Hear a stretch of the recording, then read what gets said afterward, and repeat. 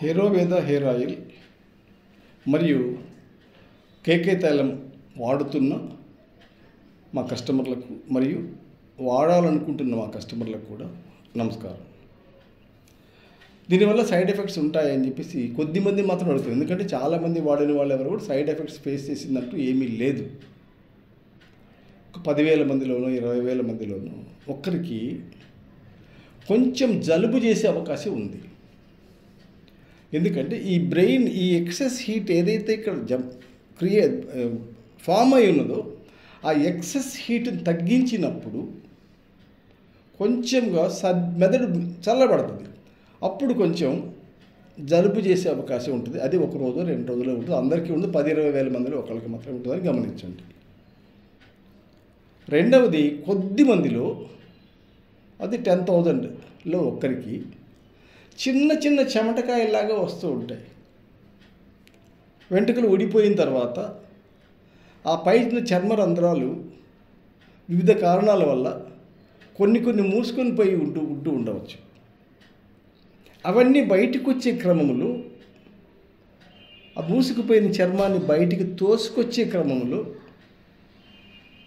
అక్కడ చిన్న చిన్న చెమటకాయల్లాగా ఏర్పడే అవకాశం ఉంటుంది.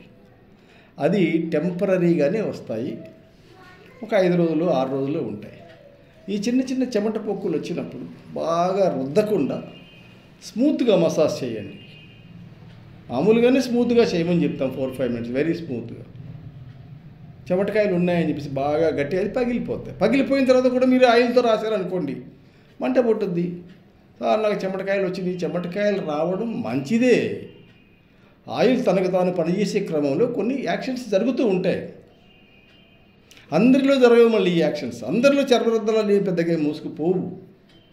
ఎక్కడ 10,000-20,000 మందిలో ఒక్కరికి మాత్రం జరిగినప్పుడు చిన్న చిన్న చెమటకాయలు కంగారు పడకుండా హ్యాపీగా వాడుకోండి. మూడవది, 1,00,000 మందిలో ఒక్కరికి మాత్రం స్మెల్ అలర్జీ అనేది ఉండవచ్చు. వాళ్ళకి ఇది కొంచెం హెర్బల్ ప్రోడక్ట్ కాబట్టి చాలా మైల్డ్ స్మెల్ ఉంటుంది. హెర్బల్ ప్రోడక్ట్ యొక్క హెర్బల్ స్మెల్ ఉంటుంది.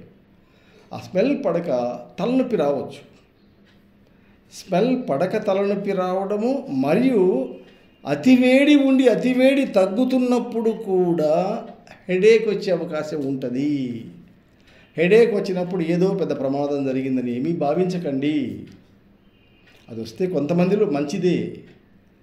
2-3 రోజుల పాటు ఒకవేళ ఉంటే 2-3 ట్యాబ్లెట్స్ వేసుకుని హెడేక్ ట్యాబ్లెట్స్, ఆ తర్వాత ఏమీ ఉండదు, కొనసాగదు.